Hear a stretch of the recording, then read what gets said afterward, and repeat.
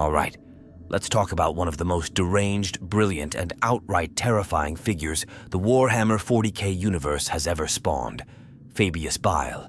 This isn't your typical Chaos Warlord or twisted demon prince. No, Bile is something far worse. A visionary with no limits, no morals, and no leash. A man who once wore the white of the Emperor's angels, but now carves up gene seed and flesh like an artist with a scalpel, sculpting nightmares with the same care a painter gives his masterpiece. But here's the thing that keeps me up at night. He's not just making monsters anymore. Fabius Bile has started cloning himself, and not just once or twice. We're talking about entire hosts of copies, some enhanced, some corrupted, all dangerous. Imagine dozens of minds like his, all sharing that same twisted genius, the same insatiable hunger to tinker with creation itself. Each one with their own lab, their own pet experiments, their own apocalyptic ambitions. It's not just unsettling, it's catastrophic. Because in the War of the Spider, those clones didn't just show up to play mad scientist. They went to war, and the implications of that are still rippling across the stars. What if one of them succeeds where the original failed? What if they're even worse than the man who made them? If the galaxy wasn't already on the brink, Bile's clone army might just be the final push into the abyss. To understand the full horror of the War of the Spider and why the clones of Fabius Bile are such a terrifying concept, you first need to understand the man himself. Or maybe man is no longer the right word. Fabius Bile began as an apothecary of the Emperor's children back when they were still loyal space marines before the madness of the Horus heresy tore everything apart. Back then, he was already exceptional, even among Astartes. His grasp of genetics, biology, and the manipulation of flesh was unmatched. But brilliance without limits is a dangerous thing. He wasn't content with preserving life. He wanted to remake it, reshape it in his own image, redefine what it meant to be human. That was always the beginning of his fall. What makes Bile so disturbing is that he doesn't serve chaos in the traditional sense. Sure, he's a heretic and a renegade, and he's done unspeakable things in the Eye of Terror. But unlike the others, those who bowed to the dark gods or who lost themselves in the madness of the warp, Bile serves only himself and his vision of a future where evolution never stops. He despises the Chaos Gods almost as much as he despises the Imperium. That contradiction is what makes him so slippery, so hard to predict. He's not fighting for power or faith or vengeance. He's fighting to perfect life itself, no matter how many corpses he has to climb over to get there. Some fans have compared Bile to a kind of twisted Dr. Frankenstein, but honestly, I think that's underselling him. Frankenstein didn't understand what he was making. Bile knows exactly what he's doing, and he relishes every second of it. He doesn't just reanimate dead flesh. He rebuilds it, reinvents it, pushes it past any limit nature intended. His laboratories are filled with horrors, not because he's careless, but because he wants to see what happens when you take a being apart and reassemble it with new rules. It's not about power.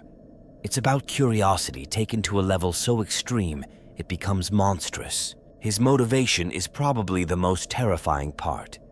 Bile genuinely believes that the Imperium is stagnant, that humanity has reached a genetic dead end. And in a way, he's not wrong. The Imperium is decaying, held together by dogma and fear, clinging to the past like a corpse in denial. Bile sees himself as a visionary, a savior even, though his salvation looks a lot like annihilation. He wants to create a new humanity, a post-humanity, built from the ashes of the old. And the tools he uses, gene manipulation, cloning, splicing Astartes' DNA with other Xenos or warp-touched elements, are as revolutionary as they are horrifying. There's a debate among fans about whether Bile is insane or just brutally rational. Some argue that he's lost in his own ego, so obsessed with control that he can't see the chaos he causes. Others think he's fully aware and simply doesn't care. I tend to believe it's both. He has moments of terrifying clarity where you realize he's playing a long game most of us can't even see the board for. But then there are times when he seems genuinely unhinged, ranting about flesh being weak and yet sacred, about the failure of the Emperor, about the future he's trying to birth through blood and horror. And let's not forget that he has no true allies. Even among other traitor legions, Bile is feared and distrusted. He's been hunted by Chaos warbands, assassins from the Inquisition, even his own creations. He once worked with Abaddon the Despoiler, and even that fell apart because Bile simply refused to be anyone's tool. That's part of what makes him so compelling. He is truly alone, a rogue element in a galaxy that already has too many. He has no loyalty except to his ideals, and those ideals are utterly alien to the rest of us. In some ways, I almost admire the guy. Not in a he's a hero kind of way, far from it, but there's a weird kind of integrity to how consistent he is. He doesn't pretend to be moral. He doesn't make excuses for what he does. He thinks the galaxy is broken, and instead of praying to some god or cursing his fate, he picks up a scalpel and tries to fix it. Sure, his idea of fixing involves a lot of screaming and gene-warped nightmares, but there's a strange logic in there. And that's what makes him more than just a villain. He's a mirror, showing us what happens when the quest for progress goes too far. If you ask me, Bile is one of the most important characters in the setting precisely because he refuses to fit into any neat category. He's not a servant of chaos. He's not a loyalist. He's not even a warlord in the traditional sense. He's a scientist in a universe that has turned its back on science, a creator in a galaxy that only knows how to destroy. And now, with clones of himself running around, it's like his worst qualities are going viral. We're not just dealing with one Fabius Bile anymore. We're dealing with the idea of Fabius Bile, replicated and let loose like a mimetic plague. And that should terrify everyone. Before the cloning, before the War of the Spider, before his name became synonymous with body horror and genetic perversion, Fabius Bile was already deep into a kind of forbidden science that most minds in the Imperium couldn't even comprehend, let alone survive. His earliest experiments, even during the Great Crusade, were already tiptoeing along the edge of damnation. Back then, it wasn't about cloning primarchs or unleashing plagues of twisted horrors. It was about understanding what made the Astartes superior and pushing that idea even further. Fabius looked at the Emperor's so-called perfection and said, "That's not enough. That's the core of it, really. Bile's obsession with perfection isn't about aesthetics or pride. It's pathological. He looks at the human form and sees a failed experiment. Even the space marines, with all their enhancements and gene seed implants, are, in his eyes, clumsy prototypes. And because of that mindset, he has always seen himself not as a traitor, but as an artist correcting a flawed design. That's how it starts, with justification. And once he had that excuse, everything became permissible. One of the most disturbing things about Bile's work is how fast he crossed the line between innovation and desecration. Some of the first improvements he made to Astartes' physiology were small, tweaks to metabolic efficiency, alterations to healing rates, refinements to organ function. But it didn't stop there. He began mixing in alien DNA, not just from stable xeno species like Eldar or orcs, but from the truly esoteric ones, the kind of beings most people can't even name. He tampered with the warp-touched flesh of demons, harvesting traits that could be stabilized in a material host. He started grafting additional limbs, sensory organs, chitinous armor plates, whatever he thought would enhance survivability or combat potential. And he didn't just experiment on enemies. He butchered his own brothers. That's what horrified even the other Emperor's children. When the Legion fell into excess and madness, they thought they were free. But Bile was different. He didn't care about sensation. He wasn't chasing pleasure or pain like Fulgrim's Chosen did. He was chasing results. He would sedate a fellow Marine, dissect them alive, note the neural responses, and then reassemble them with improvements, like an insane mechanic working on a car. Some fans call this period Bile's Crucible, when he turned every battlefield and warband into a testing ground for his theories. There's a moment often cited in lore discussions, when Bile began breeding his own stock of vat-grown warriors, not true Astartes, but something else. They were malformed, unstable, but shockingly effective. Many of them were short-lived, either dying in battle or degenerating rapidly. But it was clear Bile didn't care about longevity. He wasn't building a legacy, he was testing theories. And every failure was another step toward the next grotesque breakthrough. He was documenting everything, always refining, like some dark echo of the Emperor's own biolabs on Terra. That comparison makes a lot of fans uncomfortable, but it's hard to ignore. What if Bile really is the shadow of the Emperor's own ambition? And then there's his connection with chaos, or rather, his refusal to fully submit to it. This is where it gets really weird. While many of his peers in the traitor legions gave their bodies and minds to the dark gods, Bile never really gave in. He used chaos like a tool. He studied warp entities, harvested demonic tissue, and even made deals with the homunculi of Kamara. But he always kept himself slightly apart. He calls the gods parasites. He sees demons as interesting, dangerous specimens, not objects of worship. Some fans theorize that Bile may even have developed techniques to shield himself from the worst effects of warp corruption. Others say he's already been touched by the gods, and his madness is proof of it. Whatever the truth, he walks a razor-thin line. He's worked with Nurgle's followers, dissected Slaneshi cultists, and even traded knowledge with Tzeentchian sorcerers. But he's never allowed himself to be bound by them. It's like watching someone juggle volatile chemicals with no safety gear. Impressive until it all goes wrong. And it does go wrong. A lot. Some of his abominations have turned on him. There are entire tomb cities lost in the eye of terror, filled with failed experiments that still crawl and breathe in the dark. The ethical violations here aren't even worth listing. At this point, Bile isn't even pretending to respect the sanctity of life. He sees morality as a weakness, an outdated code that only gets in the way of real progress. To him, pain is data. Death is a necessary step. And horror? Horror is just the sound of evolution happening faster than anyone expected.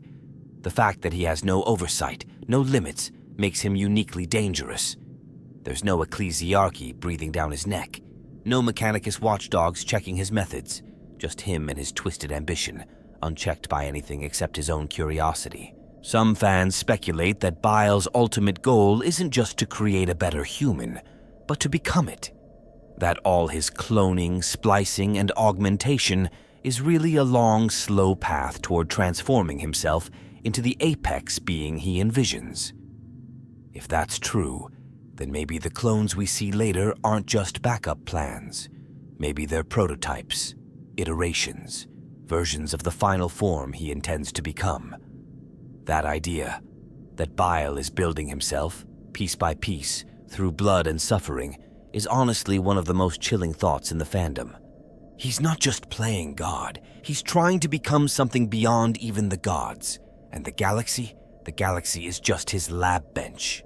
If there's one chapter in Fabius Bile's long, wretched history that really captures the sheer arrogance and scale of his ambition, it's the moment he decided to start cloning primarchs. Not just tweaking human genomes anymore, not crafting improved Astartes from scratch. No, he set his sights on the most sacred and genetically complex beings in all of Imperial history. It's almost laughable, except it's not, because he actually pulled it off, or at least he got close enough to scare the hell out of anyone paying attention. The idea wasn't sudden. It had been bubbling in Bile's twisted mind for centuries. He'd studied the gene seed of the Emperor's sons since before the heresy even broke out. He dissected captured loyalist space marines, broken apart their genetic code, traced the divine spark that made the primarchs more than men.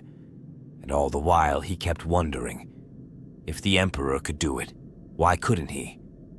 That's always been Bile's core question. He doesn't see the primarchs as untouchable demigods.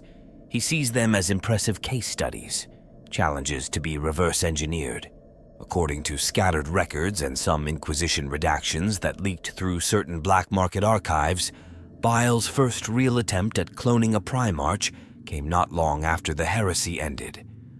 Some believe it was a copy of Horus himself, grown in secret during the immediate aftermath. The evidence is sketchy, and most of it comes from fan speculation and a few obscure novels that hint at a warlord reborn in the Eye of Terror. If that clone ever existed, it didn't last long. Some say it was unstable, decayed rapidly, or was too fractured in the mind to function. Others say it became something else entirely and vanished into the warp. But the most famous example, the one that really lit the fandom on fire, was when Bile created a clone of Fulgrim, or more specifically, tried to recreate Fulgrim before he fully ascended to demonhood. It's unclear how he even got the material. Some say it was a preserved sample from before Fulgrim fell. Others think he extracted it from corrupted flesh, purging the warp taint through sheer technique. Whatever the truth, the clone was brought to life in one of Bile's more refined labs, grown to physical maturity and, most disturbingly, educated. That's where it gets eerie. Bile didn't just want a biological copy. He wanted a functioning, thinking version of Fulgrim, capable of strategy, manipulation, and charisma. He tried to restore the Primarch not as a monster, but as a leader. The fact that this clone eventually rejected him, called him a madman, and sought its own path was a moment of both failure and triumph. It proved the clone was viable, independent, maybe even self-aware. But it also meant Bile had no control. That's a recurring theme in his work. He builds things too dangerous to own. And that wasn't the only time. There are rumors of a cloned Perturabo, incomplete and never activated, a Lorgar clone that failed to achieve consciousness.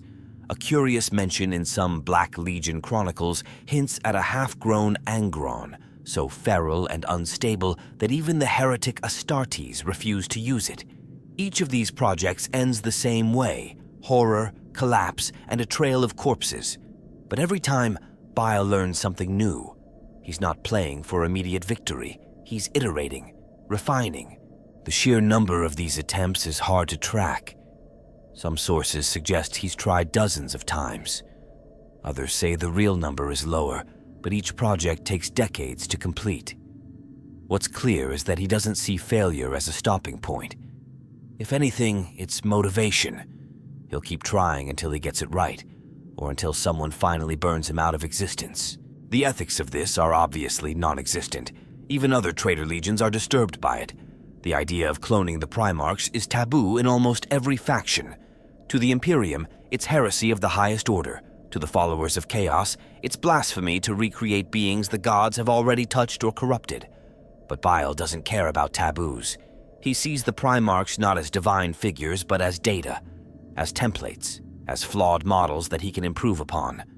That's the real insult. Not that he cloned them, but that he thought he could do better.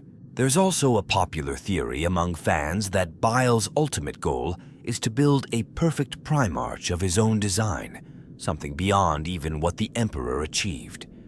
A being with all the strength and intelligence of the originals, but none of the emotional baggage or flaws. It wouldn't serve the Imperium or Chaos.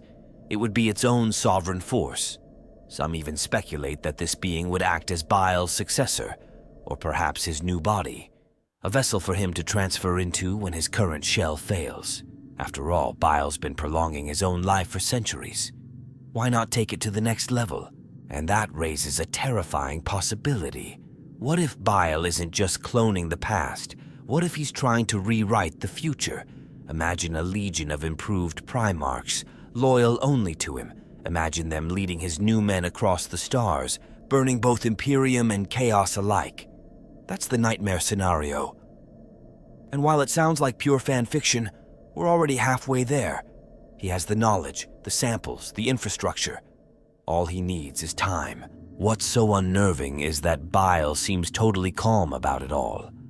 He speaks of these clones not with awe or reverence, but with clinical detachment, like he's talking about lab rats, and maybe that's the most damning thing of all. To him, the Emperor's sons, the heroes and villains of the most important era in galactic history, are just tools. Just steps on the staircase he's building to godhood. If there's one concept that really encapsulates how far gone Fabius Bile is, how utterly disconnected he's become from any recognizable form of humanity.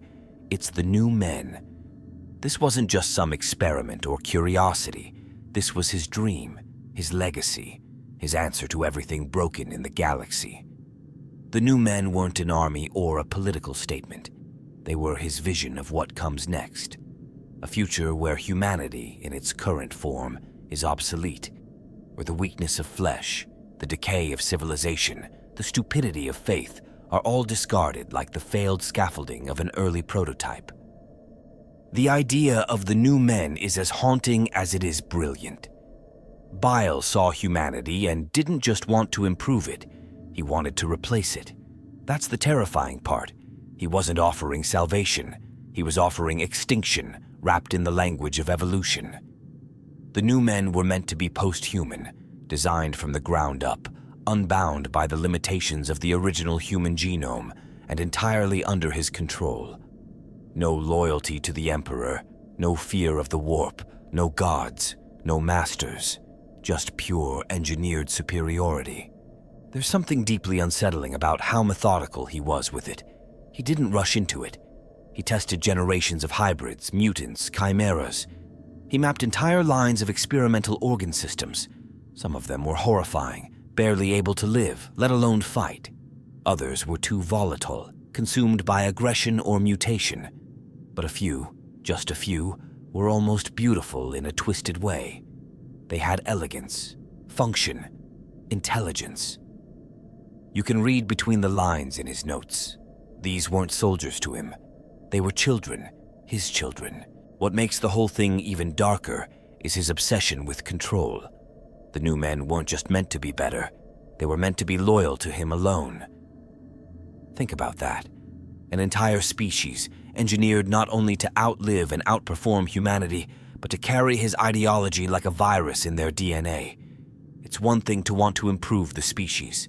It's another to hard-code your ego into every cell. That's the real horror of the new men. Not that they're monsters, but that they're extensions of Bile's will. His thoughts, his vision, replicated 1,000,000 times across a new galaxy. Fans love to argue about what the new men would have looked like in their final form. Some imagine them as sleek, graceful beings, almost elder-like in their precision. Others see them as brutal, post-organic nightmares, more like machine flesh hybrids than anything recognizably human. Personally, I think Bile would have aimed for something eerily familiar, human-shaped, maybe even beautiful, but just alien enough to be uncomfortable. Like looking at a reflection that almost matches yours, but not quite. That kind of uncanny perfection. The philosophical side of all this is what really gets under my skin. Bile wasn't just building bodies. He was rewriting the idea of what it means to be alive. To him, mortality is a bug in the code, not a feature. Emotion is inefficient. Faith is dangerous. Culture is obsolete. He strips it all away and replaces it with optimization. That's the real root of his philosophy. Not chaos, not destruction, just relentless, merciless refinement. The Imperium chains its people to dogma. Chaos drowns them in madness. Bile slices through both with surgical precision. It's easy to see why some desperate souls might follow him. In a galaxy where hope is a joke and survival is a miracle, the idea of becoming something better, stronger, faster, smarter, has a twisted appeal. There are even war bands out there who've pledged themselves to the vision of the new men. They don't worship Bile like a god, but they revere him as the architect of the next phase of existence. Some of them wear bone-white armor, spliced with artificial nerves and synthetic muscle. They call themselves by strange, sterile names, like prototype units or genetic vanguards. It's disturbing, but it shows how far his influence has spread. There's even a theory among lore fans that the new men might already exist in the wild, escaped test subjects from failed experiments, or entire hidden populations on lost planets deep in the Eye of Terror. Some say they've seen them in battles. Warriors who didn't match any known gene markers, who moved like Astartes but weren't. I don't know if that's true, but the thought of it sends a chill down my spine. Because if even one generation of new men survived, they could be replicating, evolving, spreading, quietly replacing us, one world at a time. And here's the thing that really unsettles me. Fabius Bile sees the Imperium, the Mechanicus, the Warp Gods, and even the Emperor himself as obstacles in the way of evolution. He doesn't want to destroy the galaxy because he hates it. He wants to reshape it into something worthy of survival. That's the kind of villain who's far more terrifying than someone who just wants to watch the world burn. He doesn't want chaos. He wants order. His order, clean, efficient, perfected through suffering. The new men are a glimpse into a future that could very well come to pass. Not because Bile is unstoppable, but because his ideas are insidious. They make a kind of dark sense in a galaxy gone mad. And that's the danger. Not just that he could succeed, but that one day someone might want him to. If you think the clone primarchs were the most horrifying things Bile ever created, I hate to break it to you, but they were just the tip of a much darker, deeper iceberg. The truth is, Bile's labs have been overflowing with monsters for millennia. Things that don't have names, that shouldn't have names. And honestly, the more you learn about them, the more you realize that the Primarch project was almost tame by comparison. Because when Bile wasn't trying to recreate demigods, he was letting his imagination run completely wild. No restrictions, no blueprints, no rules of nature to follow. Just raw, unfiltered biological chaos. The creatures he calls the Vatborn are some of the more recognizable results of this madness. These aren't just clones, they're complete fabrications. Grown in tanks, formed from whatever tissue was available, sometimes from multiple species. They're not meant to last long, just to be useful for a moment. Disposable flesh. And that's what makes them so tragic in a way. They're created without purpose beyond function. They don't get names, they don't get lives. They get deployed, used, and thrown away. You'll see them in the background of his operations. Six-limbed brutes, serpentine hybrids, eyeless scouts, all obedient to his commands. Not because they're loyal, but because they're engineered to be. But Bile doesn't stop at functional. He experiments with aesthetics too, though his idea of beauty is as warped as everything else about him. Some of his creations are symmetrical and oddly elegant, glowing skin, flowing muscle, organic armor. Others are nightmares made flesh, things that look like they were halfway through mutating when he decided, close enough. That's what's so terrifying about his work. It's not always ugly. Sometimes it's just off enough to make your stomach twist. Perfection in his hands becomes deeply unsettling. He's also notorious for his hybrid experiments, crossbreeding Astartes tissue with alien DNA. It sounds insane, and it is, but it's also horrifyingly effective. There are reports of creatures that move with the grace of an Eldar, but hit with the force of a space marine. Others with orc musculature fused onto post-human frames. There's even speculation that Bile once tried integrating Tyranid genetic material into his work, attempting to capture their rapid adaptability and hive coordination. Whether he succeeded is up for debate, but the idea alone is enough to make you want to burn his entire lab complex from orbit. And then there are the failed projects, the ones that scream when they breathe, whose organs function out of order, who can't die properly. These are locked away in vaults or kept in cryogenic suspension, sometimes used as living test beds. I read once about a creature he called the Choir, a mass of fused torsos that sang in harmonic resonance capable of liquefying flesh. Who knows if that's real or just battlefield myth? But with Bile, even the worst stories usually have a kernel of truth. Some of his most infamous creations aren't even biologically distinct species, but improved versions of existing beings. He's taken captured space marines and broken them down, rebuilt them with extra organs, reinforced bones, neural enhancements. The result? Things that might have once been warriors, but now operate more like biomechanical constructs. One of the creepiest accounts comes from a Death Guard warband that claimed they saw one of Bile's reforged Marines tear through 3 Terminators like they were made of wet paper. Not because it was stronger, but because it predicted every move, like its brain had been enhanced with precognitive reflexes or Something worse. Some fans speculate that Bile's goal with these monstrosities isn't just experimentation for the sake of it, but the creation of a new universal template, a baseline organism from which all other life forms could be derived. A sort of final prototype that could adapt to any environment, survive any wound, and serve as the model for all future evolution. Think about that. One being, made perfectly adaptable, from which an entire biosphere could be cloned. It sounds like something out of a horror film, but in the hands of Bile, it's disturbingly plausible. What really gets me is that Bile seems to have no fear of failure. If a creature doesn't work, he just makes another. If it goes insane, he studies it. If it escapes and kills dozens of his followers, he logs the results and adjusts the next generation. There's no remorse, no pause. No moment where he stops and says, "This went too far."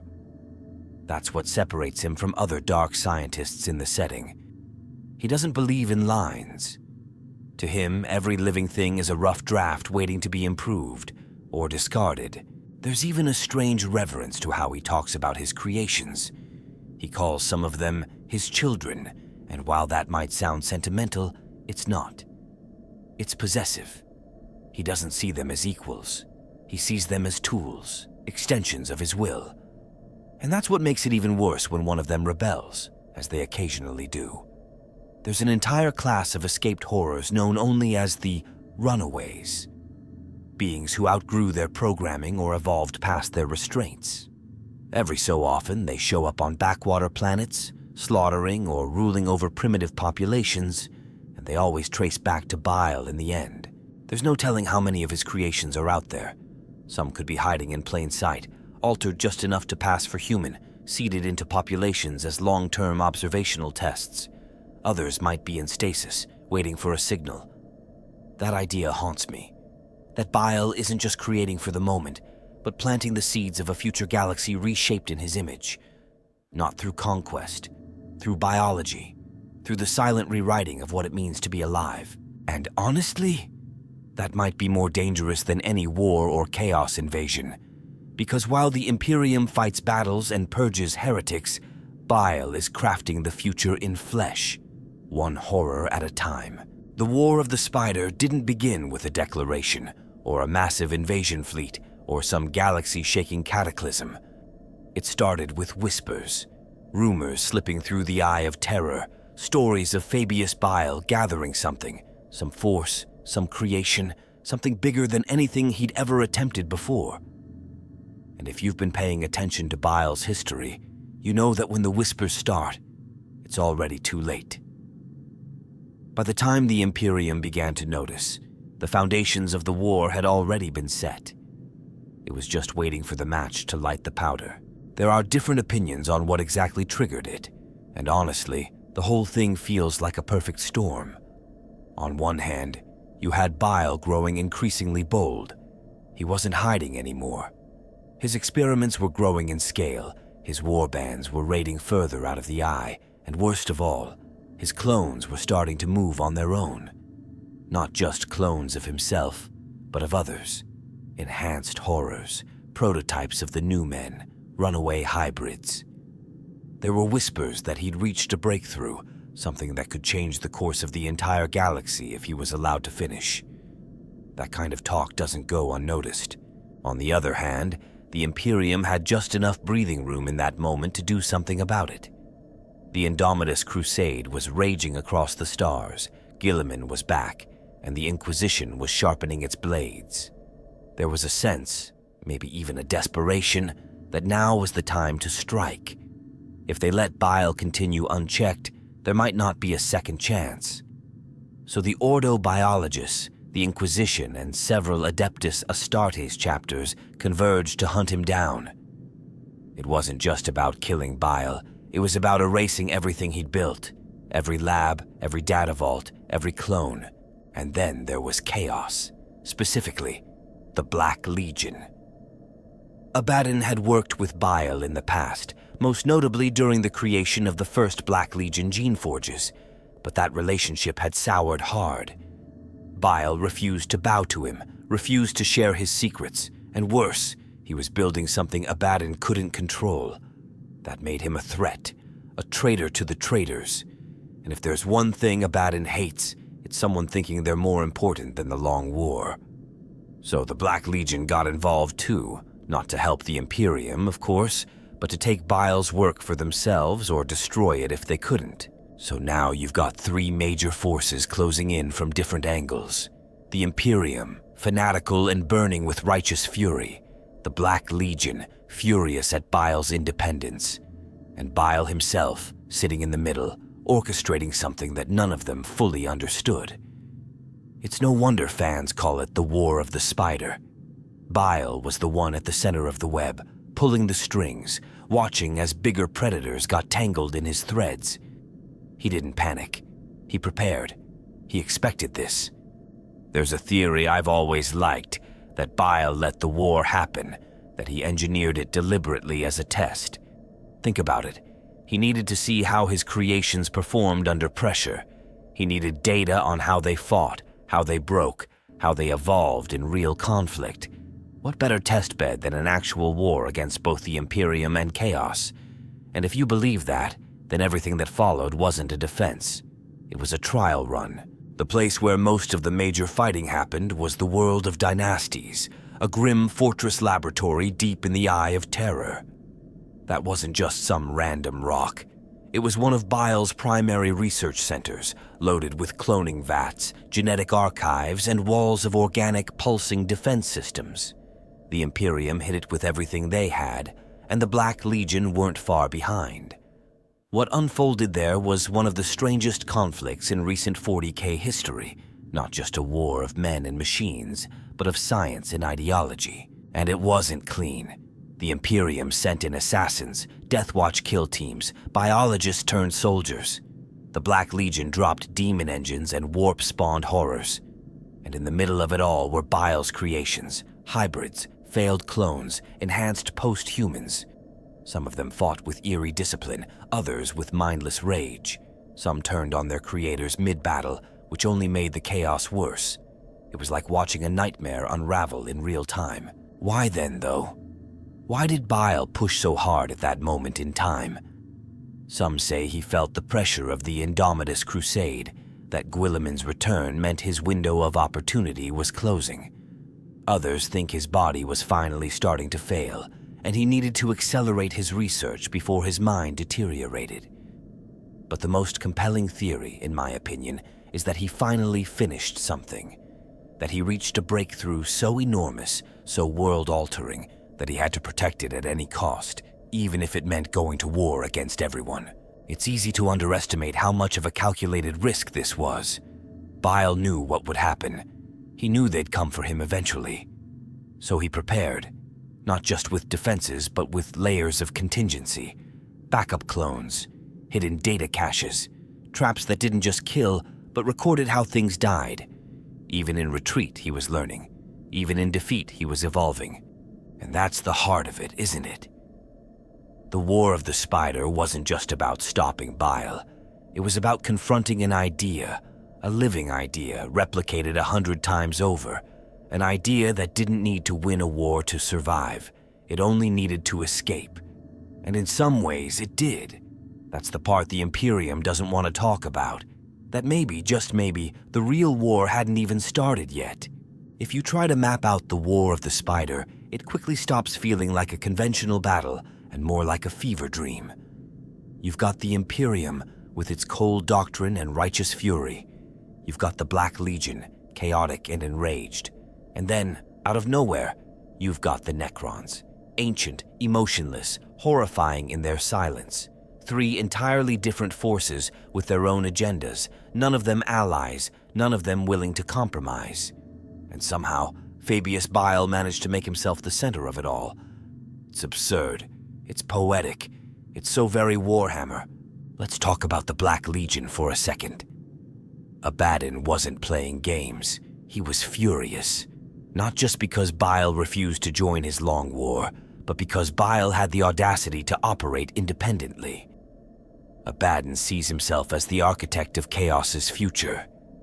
But Bile? He's an anarchist, a rogue element. He doesn't respect the Pantheon, doesn't fear the Eye, and worst of all, he creates things Abaddon can't control. That alone is a death sentence in the eyes of the Despoiler. So when the whispers reached him that Bile had grown too bold, that he was stockpiling creations that could rival even the Chaos Legions, Abaddon sent his dogs. But even Abaddon underestimated him. The forces sent weren't just some underling war bands. We're talking demon engines, corrupted space marines, dark mechanicus constructs, the heavy hitters. They weren't there to negotiate. They were there to crush, seize what they could, and incinerate the rest. But Bile knew they were coming. He always does. He laid his traps perfectly. Genetic explosives, warp-saturated monsters, security systems made of semi-sentient bone and metal. It was grotesque. It was beautiful. It was Bile at his most terrifying. At the same time, the Imperium arrived, not out of coordination, but coincidence, or maybe providence, depending on how you read it. The ordobiologists had been watching Bile for centuries, and finally they had something actionable. Led by Magos Dominus Reductus 71, the Ordo brought everything they had: xeno-hunters, biological purifiers, gene rights turned war commanders. They weren't there just to kill Bile. They were there to collect, to harvest, to study and purge in the same breath. And you can feel the tension in that, because the ordobiologist doesn't work like normal Imperial forces. They aren't interested in honor or faith. They're interested in answers. Knowledge. They didn't just destroy Bile's work, they cataloged it, analyzed it, whispered about its potential. Some of them began to question the lines between heresy and innovation. That's the real moral rot that Bile leaves in his wake. He infects minds with possibilities. Some fans even speculate that not everything Bile made was destroyed, that certain samples found their way into hidden Mechanicus vaults, waiting to be unlocked by those desperate or daring enough to try. And then, as if things weren't already apocalyptic enough, the Necrons showed up. No one really knows why. That's what makes it so eerie. The most common theory is that one of Bile's experiments activated a dormant Necron tomb world, maybe through careless excavation, maybe by disrupting some ancient signal. Whatever the cause, the Necrons didn't arrive with demands. They emerged, cold, silent, deliberate. They didn't care about the Imperium. They didn't care about the Black Legion. They wanted Bile's technology gone. Now imagine that for a second. You've got Chaos warbands clashing with Space Marines in a hellscape of broken labs and screaming clones, while Necron constructs phase-in from nowhere, targeting anything even remotely modified. They weren't just targeting Bile's creations. They were targeting the data, the machines, the code. It's like they understood what Bile was doing and wanted to stop it at any cost, which, to me, raises a horrifying thought. What if the Necrons recognized Bile's work as a threat not to life, but to order itself? That idea has sparked all kinds of fan theories. Some say Bile stumbled onto something that resembled biotransference, a mirror of what the Necrontyre once did to themselves. Others believe his new men carried echoes of Old One genetic manipulation, something ancient and buried that triggered an automated Necron protocol. Either way, they came with precision, and they didn't stop. The war spiraled into pure chaos. Bile's own forces turned on each other. Some of his clones went rogue, forming breakaway cults mid-battle. Astartes from both sides were infected by mutating strains of gene viruses that transformed them in minutes. Imagine a space marine suddenly growing extra limbs, eyes, or worse mid-fight while still trying to maintain formation. The warp twisted, time bled sideways, and reality just gave up for a while. And Bile? He vanished. That's his signature move. Every time it looks like he's cornered, like there's no way out, he disappears, leaving behind just enough wreckage, just enough horror to ensure no one forgets he was there. The clones, the labs, the data, they weren't all lost. Some were intentionally abandoned, others smuggled out before the storm hit. The war didn't end with a victory. It ended with confusion, devastation, and the creeping realization that Bile got exactly what he wanted. The Imperium chalked it up as a partial win. The Black Legion considered it a betrayal. The Necrons simply disappeared again, their mission complete. But the real consequences are still unfolding. Because when you throw that many unstable elements into one cauldron, gene experiments, chaos war bands, xenotech, and ambition, you don't just clean it up afterward. You live with the fallout. You become the fallout. And I can't shake the feeling that this war wasn't Bile's endgame. It was his distraction. While everyone else was fighting over the web, the spider had already crawled somewhere new. One of the most terrifying revelations of the War of the Spider wasn't just that Fabius Bile had made clones of himself. It was that they were already out there, acting, manipulating, killing. They weren't just backup copies or decoys to confuse his enemies.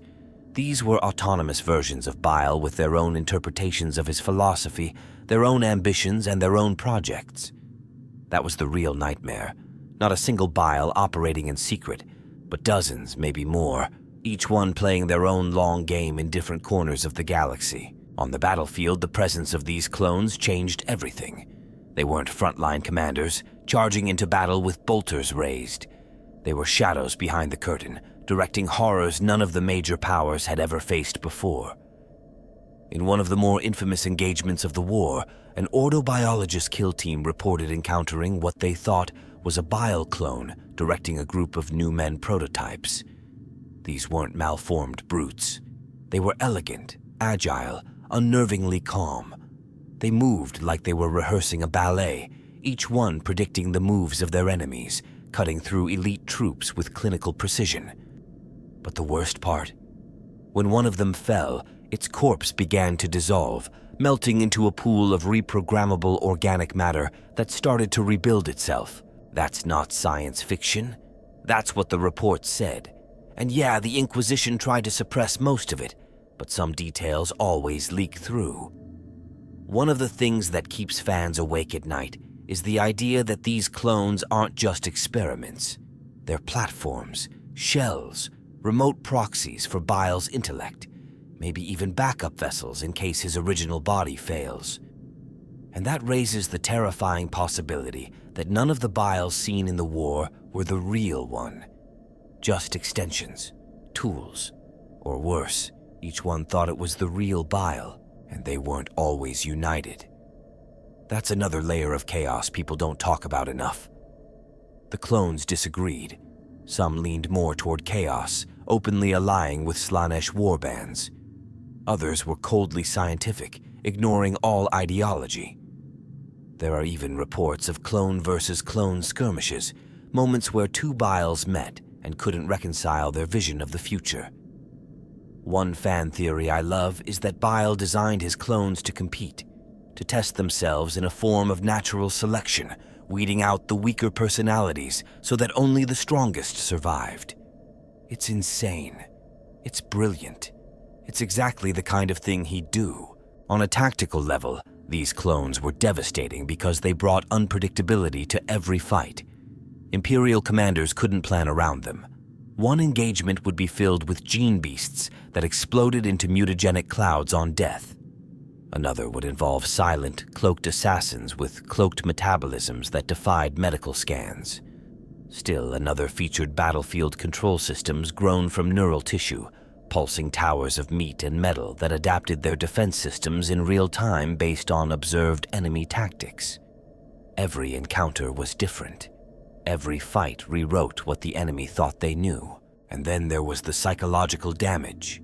Imagine facing something that looks like a space marine, moves faster than anything in your codex, and speaks with your voice, your memories. Because yes, Bile apparently tried copying minds. There's a documented case from a Raven Guard kill team where one of their number faced off against what looked exactly like his own battle brother who died years earlier. Same voice, same gait, but hollow, wrong. There's no better way to shatter morale than forcing someone to kill a perfect facsimile of someone they once trusted. And yet, for all their brilliance and strength, Bile's creations weren't stable. That's the trade-off. Genius has its limits, especially when you're rewriting the rules of biology on the fly. Some clones burn too bright, too fast. They aged rapidly, or their organs began to cannibalize each other for protein. One field report described a Bile clone who began to disintegrate mid-battle, losing cohesion as his own genetic structure rebelled. Another went insane, ranting in 3 languages simultaneously, projecting psychic screeches that liquefied the eyes of nearby human troops. Not because it was a psyker, but because its brainwaves had mutated into something post-psionic. This instability is something Bile himself seems to accept, maybe even embrace. He's never been interested in permanence, only progress. He doesn't want his creations to last forever. He wants them to push boundaries, to crash into walls and leave behind valuable data. The battlefield is his testing ground, and his clones are test pilots flying experimental aircraft with no eject seats. That's what makes them so effective and so tragic. They're doomed from the start, but in their doom, they fulfill his purpose. There's one final haunting detail that I keep coming back to. Some of Bile's clones were made to believe they were the original. Not just copies, but continuations, which means they didn't act like expendable proxies. They fought, escaped, planned, all while believing that they were the spider at the center of the web. So when the Imperium thought they'd finally killed him, when they stood over the smoking remains of a shriveled corpse that matched Bile's genetic profile, they might have only been putting down one version, one of many. And that's the genius of it. Each death becomes a kind of decoy, each victory a false ending. The story doesn't stop. It just splits into more threads. You don't fight Fabius Bile like you fight a man. You fight him like a virus. And by the time you think you've cured the infection, you realize it's already mutated, already moved on, already adapting. That's what his clones represent.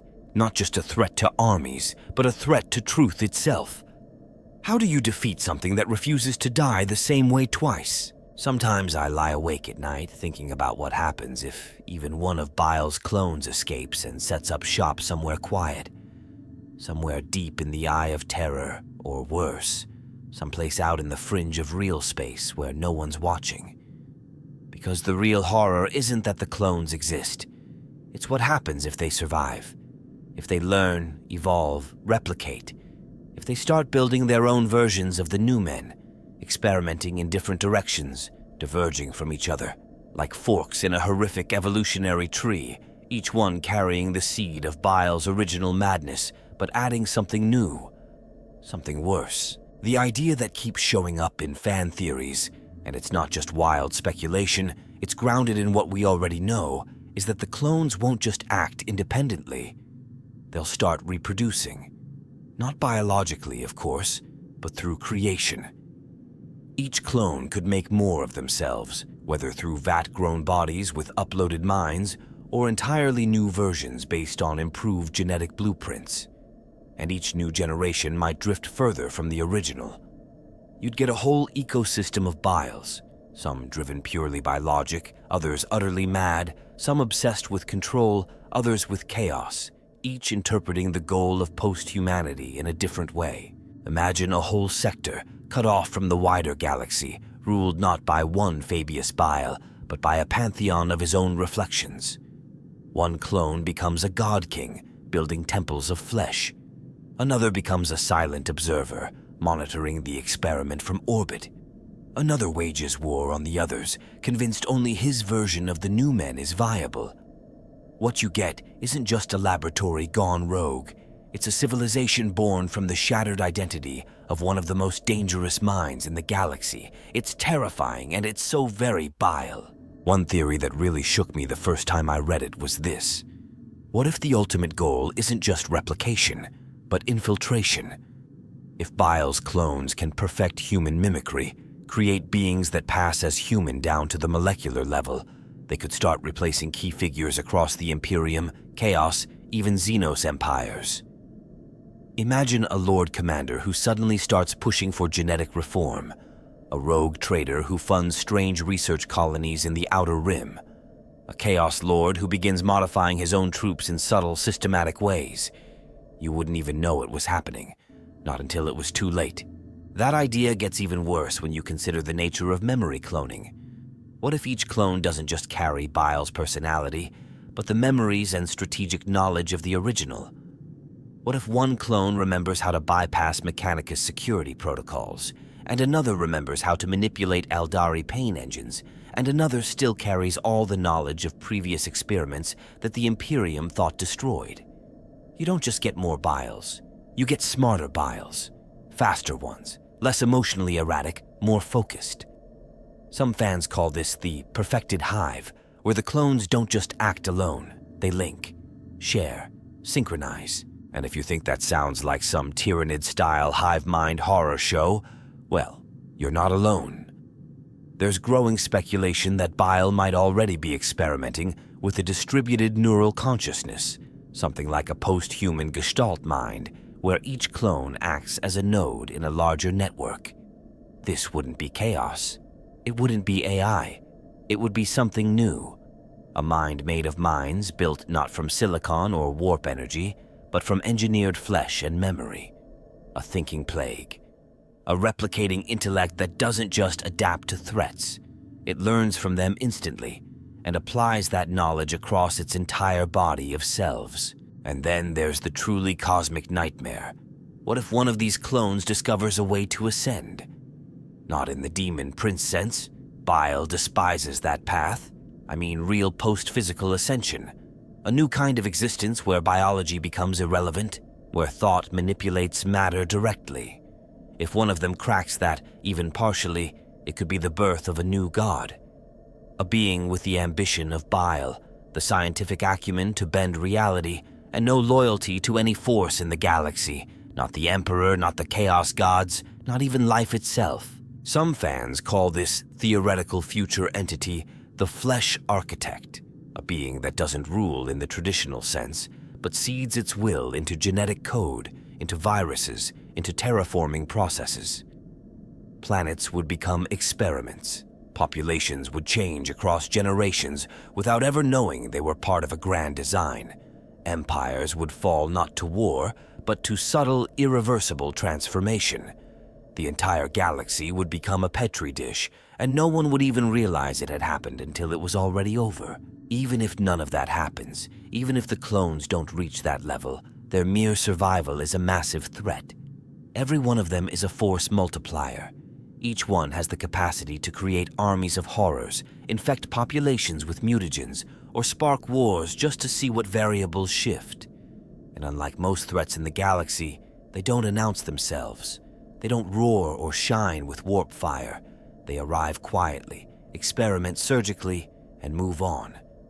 By the time you realize you're fighting Bile, he's already left, with your data, your DNA, and your future. What really chills me, though, is the thought that maybe this is exactly what Bile wants. That the clones aren't a glitch, but the next phase. Maybe the original doesn't expect to live forever. Maybe he sees himself as a starting point, a spark. And the clones? They're the fire. He's not trying to conquer the galaxy. He's trying to outlast it. To survive, not as a person, but as an idea encoded in flesh. A philosophy that can walk, talk, and reshape the universe. One clone at a time. Fabius Bile is one of those characters who feels less like a villain and more like a warning. He doesn't just exist to be defeated. He exists to haunt the setting, to show us what happens when genius is left without conscience, when ambition has no tether, and when the pursuit of progress becomes more important than the cost. And in a galaxy already teetering on the edge of collapse, that kind of antagonist isn't just dangerous, he's prophetic. Because the truth is, Bile gets it. He understands that the Imperium is a rotting corpse, that the Chaos Gods are nothing more than hungry, manipulative echoes of mortal obsession, that Xenos empires rise and fall in endless cycles of stagnation, and instead of mourning that truth, he chooses to act. But the way he acts, the scalpel instead of the sword, the lab instead of the pulpit, that's what makes him terrifying. Because it's not about domination or destruction. It's about replacement. Quiet, methodical replacement. He doesn't want to kill humanity. He wants to fix it. Or, more accurately, overwrite it. And that's a threat the Imperium isn't prepared to deal with. You can't fight an idea with bolters. You can't purge a philosophy from the stars once it takes root in DNA. There's this feeling growing more and more in the fanbase that Bile might be one of the most important antagonists in the current narrative of Warhammer 40k. Not because he commands vast armies or wages grand crusades, but because he represents something deeply contemporary, the terror of uncontrolled innovation, of biology taken to its extreme, of transhumanism without morality. In a universe full of warriors and zealots, Bile is the mad scientist who walks between them, carving a future from flesh, while everyone else is still arguing about the past. And the galaxy is wide open for him now. The Imperium is fractured. The Great Rift has split reality itself. Guilliman may be back, but he's barely holding things together. The Mechanicus is obsessed with its dogma. The Inquisition is too busy chasing ghosts and heresies to see the real threat creeping in through the cracks. Chaos is too chaotic. And the Necrons? They might be too late. That's the perfect storm for someone like Bile. While the galaxy burns in war, he builds in silence. While others die for dead gods, he prepares the next stage of life. It's funny, in a way. For all his grotesque experiments and moral depravity, Bile never lies about who he is or what he wants. He's brutally honest in a universe drowning in propaganda. That kind of clarity is rare. He tells you exactly what he's doing, creating something better, and dares you to stop him. And the worst part is, he might actually be right in his own deranged way. The Imperium is broken. Humanity is stagnant. The only question is whether Bile's solution is worse than the disease. And maybe that's the real tragedy, that he could have been so much more. That in a different universe with different choices, Fabius Bile could have been remembered as a savior, a reformer, a genius who dragged humanity into a new golden age. But in the grim darkness of the far future, where hope is heresy and knowledge is sin, there's no room for that kind of transformation. So he becomes the villain, the butcher, the spider in the web. And yet, he endures, because his legacy isn't written in ideology. It's written in genomes, in cells, in the twisted lives he leaves behind. And if the clones survive, if even one of them takes root, then the galaxy isn't just at war with a man. It's at war with a future, a living future that refuses to die, that grows back stronger every time it's cut down, that wears 1,000 faces and whispers in the blood of things that should not exist. That's what Bile leaves behind, not just terror, but momentum. Thanks for sticking around till the end of this one. If you enjoyed diving into the dark, brilliant horror of Fabius Bile and the War of the Spider, make sure to leave a like, share your favorite theory in the comments, and of course, subscribe for more deep dives into the most twisted corners of the Warhammer 40k universe. The more you dig, the more you realize the nightmares are just getting started.